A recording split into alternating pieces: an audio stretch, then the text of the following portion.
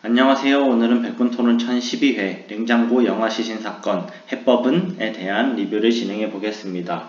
이번 1012회 토론은 두 주제로 나뉘어져서 진행되었기 때문에 영상도 두 개로 나누었는데, 후반부에는 최근 뉴스가 된 영아 살해 사건을 계기로 미신고 아동 그리고 영아 학대 등에 대한 주제를 두고 토론이 진행되었습니다.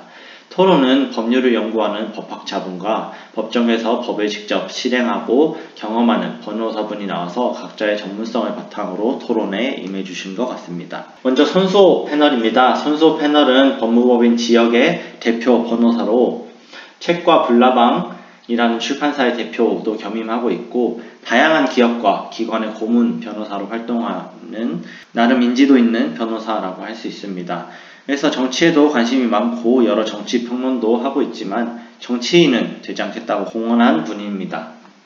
다음으로 승재현 패널은 한국형사정책연구원 연구위원으로 활동하고 있고, 그 이전에는 국무총리실 아동정책조정위원으로도 활동한 경험이 있는 법학자로 성범죄나 학교폭력 그리고 미혼모 문제 등에 관심이 많은 법학 전문가라고 할 수 있습니다. 그래서 먼저 논의가 된 것은 살인죄와 별개로 존재하고 있는 영아 살해죄의 필요성과 존재 의의에 대한 토론이었습니다. 영아 살해죄는 살인죄 중에서 특수한 경우에 별도로 적용되는 제목인데, 가해자와 피해자의 관계, 그리고 참작할 수 있는 사유들, 그리고 영아의 출생 시간을 종합적으로 고려하여 판단되고, 영아 살해죄로 인정될 경우 살인죄보다 형량이 낮아지게 됩니다. 두 패널 모두 영아 살해죄의 필요성은 인정을 했는데, 그 이유로서는 특수한 상황에서 선처의 개념으로 영아 살해죄가 필요하다라는 것이었습니다. 그러나 그 적용 기준과 상황에 대해서는 개선이 필요하다라는 데 목소리를 모았습니다.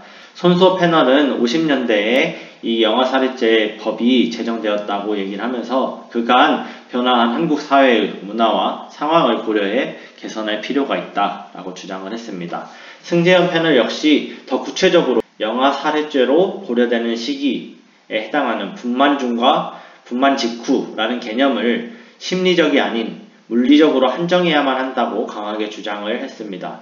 나아가 상황 참작에 있어 경제적인 어려움이 해당되는 경우가 있는데, 현재 상황에서는 경제적인 어려움을 상황 참작의 이유로 활용하기 힘들다라고 주장을 했습니다. 그 근거로는 정부의 영아정책 예산을 따지면 1년에 영아 한 명에게 1억 6천에서 7천 정도가 할당되고 있다라는 것이 그 근거였습니다.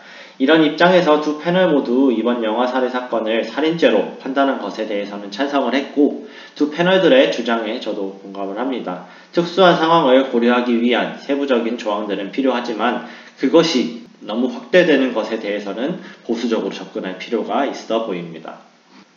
다음으로 미신고 영아 문제에 대한 논의가 진행되었습니다. 2015년부터 2022년까지 2236명의 미신고 아동이 존재한다라는 발표가 있었고, 이 2236명의 미신고 아동 이외에도 국적 문제 그리고 파악되지 못한 아동들을 포함하면은 미신고 혹은 보호되지 못하는 영아의 숫자는 더욱 늘어날 것으로 보입니다. 이에 대해 손수호 패널은 국가의 대응이 항상 한 발 늦었다 라고 얘기를 하면서 그 주요 원인으로는 각 부처의 연계성이 부족한 점을 들었고, 때문에 정보의 공유가 부족했다라고 얘기를 하면서 각 부처 간의 교류를 더욱 활발히 할 것을 주문했습니다. 또한 영아의 출생 미신고 문제는 생부의 출생 신고가 너무 어렵다는 점도 원인이 된다라고 지적을 하면서 이에 대한 개선도 요구를 했습니다. 승재현 패널은 국가가 영아의 인권을 수호하는 책임을 방기했다면서 강하게 비판을 했는데, 출생 등록제 등의 보안법에 대한 논의가 나왔음에도 실질적으로 추진되는 것이 없다라고 주장을 했습니다. 이에 대해 정부가 변명으로 삼는 개인정보 이용법에 저촉될 수 있다라는 변명은 영아의 보호는 영아 당사자의 이익 중에서도 가장 중요한 생명권과 경제권에 관계되기 때문에 문제가 없다라고 반론했습니다. 마지막으로 법의 사각지대에 있는 영화들에 대한 문제 지적이 있었는데 승지연 패널은 낙태죄에 대한 헌법 불합치 결정이 있었고 이에 따라서 여성의 자기 결정권과 태아의 생명권이 충돌하고 있는 상황에서 법무부와 국회가 그 기준에 대한 입법을 해줬어야 했는데 아직까지도 제대로 된 입법을 하지 않아서 관련 문제가 더 커지고 있다라고 지적을 했습니다. 또한 외국 국적의 영아, 그리고 태아, 그리고 다자녀 혜택만을 받기 위한 편법 신고 등 다양한 문제가 존재할 수 있기 때문에 이에 대한 광범위한 접근이 필요하다라고 강조를 했습니다. 이런 영아 문제에 대해 국가가 어떻게 접근해야 되는가에 대해 승지연 패널은 국가의 적극적인 개입과 보호가 필요하다라고 주장을 했습니다. 손수호 패널은 이에 동의하면서도 다양한 상황이 있을 수 있고 때문에 이 문제는 하나의 정책, 제도로 해결되는 게 아니기 때문에 중장기적 대책이 필요하다고 주장을 했습니다. 특히 미혼모와 그 아이들에 대한 제도 보완이 시급하다라는 주문을 덧붙였습니다. 그런 보완 정책으로 나온 출생 통보제에 대해서 손수호 패널은 이 제도로 인해 출생 기록조차 피하려는 경우가 발생할 수 있다라면서 부작용에 대해서 좀 더 무게를 두어 이야기를 했고 반대로 승지연 패널은 그런 부작용이 발생할 수 있는 가능성을 부정할 수는 없지만 최소한 정부가 파악하고 있는 영아들의 인권을 확실하게 보호하기 위해서는 우선적으로 출생통보제와 같은 제도가 시행이 되고 추후에 부작용을 해결할 방안을 찾아야 한다라고 주장을 했습니다. 승지연 패널은 법학자이자 현실에서 발생하는 영아 문제에 집중해서 원론적 입장에서 강한 정부의 개입, 그리고 실제적 효과를 불러오는 대응을 주문을 했습니다.